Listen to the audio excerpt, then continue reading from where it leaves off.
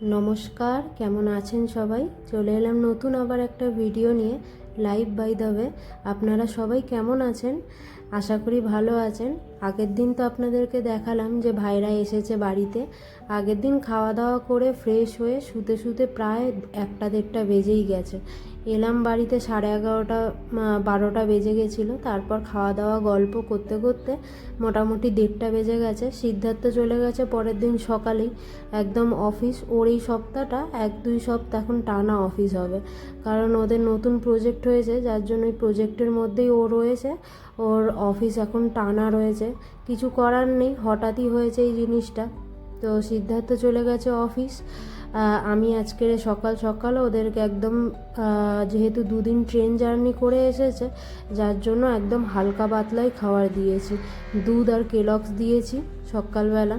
আর ঘুম থেকে উঠতে অনেকটাই দেরি হয়েওছে, যেহেতু আগের দিন রাতে অনেকটা দেরি করেও শুয়েছি, যার জন্যই। ওয়েদারটা বাইরে একটু গুমোট মতো হয়ে রয়েছে আর প্রচণ্ড গরম লাগছে। যাই হোক, আমি তো এদিকে দুপুরের রান্না, সকালের খাওয়া দাওয়া কমপ্লিট করে দুপুরের রান্না চিংড়ি মাছ করবো আজকেই চিংড়ি মাছটা করব, কারণ সিদ্ধার্থ খায়ও না চিংড়ি মাছ, ওর অ্যালার্জি, আপনাদেরকে এর আগেও বলেছিলাম। যার জন্য ও যেহেতু বাড়িতে নেই, তার জন্য আজকেরই চিংড়ি মাছটা করব। রবিবার দিন এনেছিলাম এই বড় বড় চিংড়িগুলো। ভাবছি কি করব বুঝতে পারছি না। স্নান টান করে এসে মাকে এবার ফোন করব যে কি রান্না করা যায় এটা দিয়ে। তো মাকে কিছুক্ষণ পর ফোন করেছিলাম, মা বলল মালাইকারিও করতে পারিস, বা একটু ভালো করে কষিয়ে রান্নাও করলে বেশ ভালো লাগে। বড় বড় চিংড়ি মাছ যে কোনো তরকারি ভালো লাগে। এবার মালাইকারি করতে গেলে আমার কাছে নারকেল তো নেই, কিন্তু মা 2টো আধা কাঁচা নারকেল পাঠিয়েছে, আগের দিন আপনাদেরকে দেখালাম। কিন্তু সেইটা এখন কি করে ফাটাবো? আর ওটা যেহেতু পুরো পুরুষ্ট নারকেল নয়, যেটা একদম সবে পুর শুরু হয়, পুর হতে লাগে, ওই যে নারকেলগুলো, ওইটাই। তো ওইটা নারকেলের মালাইকারি করার জন্য পুরো সব কিছু বাড়িতে ছিলও না, যার জন্য আমি সুন্দর করে আজকের চিংড়ি মাছের ভালো করে একদম কষিয়ে রান্না করেছি। আপনাদেরকেও দেখাবো কেমন করে রান্না করেছি।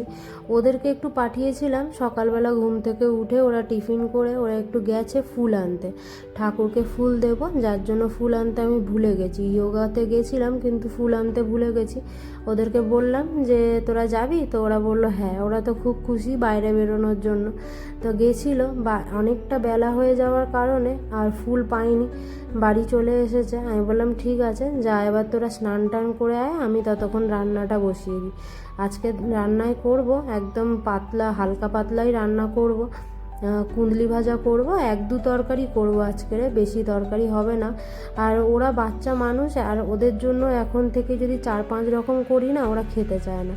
যার জন্য এই চিংড়ি মাছের তরকারিটা করব একটু অল্প ঝোল ঝোল রেখে, আর সঙ্গে এই কুঁদলি ভাজা।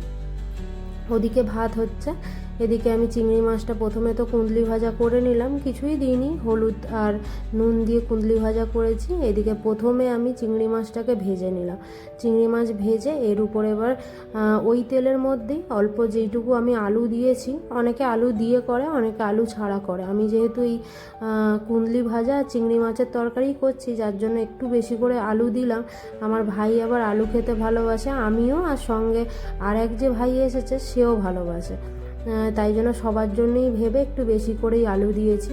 তারপর দিয়েছি আলু, ওদিকে ভাজা হয়ে গেছে, তুলে রেখে দিয়েছি। ফোড়নে দিয়েছি প্রথমে গরম মশলা, তেজপাতা, তারপর একটু রসুন দিয়েছি তেলের মধ্যে, তারপর আদা জিরে বাটা, পেঁয়াজ, কাঁচা লঙ্কা, তারপর হলুদ গুঁড়ো, লঙ্কা গুঁড়ো, যেগুলো সাধারণ রেগুলারের মশলা, সেইগুলো সব পরপর দিয়ে ভালো করে একটু জল দিয়ে কষিয়ে মশলাটাকে, যখন মশলা থেকে তেল ছেড়ে এসেছে, দিয়ে দিয়েছি আলু আর চিংড়ি মাছ ভাজা, পুরোটা দিয়ে এখন বেশ কিছুক্ষণ ধরে একদম ভালো করে কষাবো, যতক্ষণ না আলু সিদ্ধ হয়।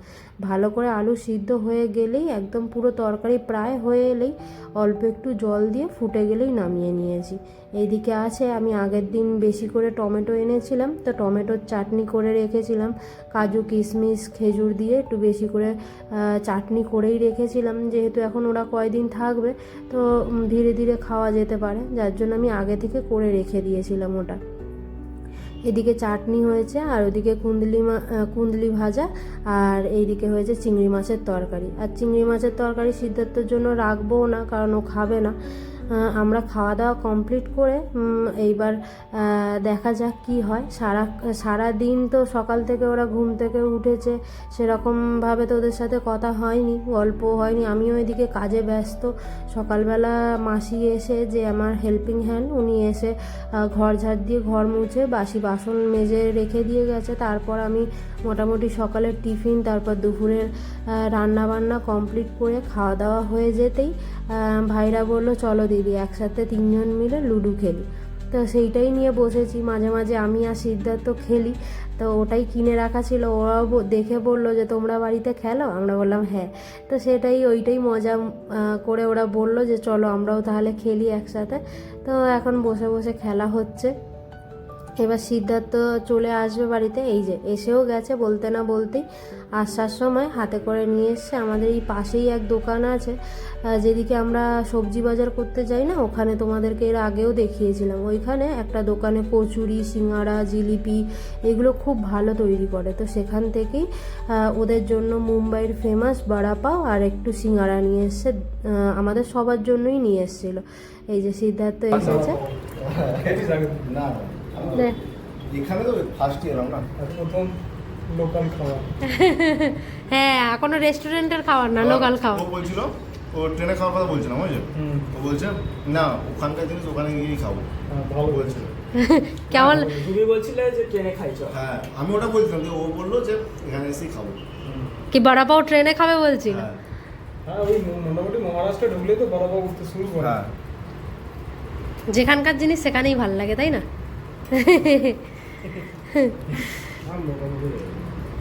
কেমন লাগছে? মোটামুটি ঠিক আছে আমার ভালো লাগছে। আমি যেটা খেয়েছিলাম তার চেয়ে তো বেটার। আর জায়গা আমি যেখানে থাকতাম ওখানে একটা আঙ্কেল আর আন্টি সন্ধ্যা করে বসতো, বড়াটা হেভি বানায়, যে আলুর চপটা হেভি বানায়। চলুন, আমরা তো সন্ধ্যের টিফিন করতে করতে একটু গল্পগুজব হবে সবাই মিলে। আজকের ভিডিওটা এই পর্যন্তই। কেমন লাগলো ভিডিওটা অবশ্যই আমাকে জানাবেন, আর দেখা হবে পরের আবার নতুন একটা ভিডিও নিয়ে। আজকের ভিডিওটা কেমন লাগলো অবশ্যই কিন্তু আমাকে কমেন্টে জানাবেন। 2 ভাই এসেছে, ওদেরকে নিয়ে সারা দিন আমি ব্যস্ত। ভীষণ ভালো কাটছে দিনগুলো। আজকে আসি।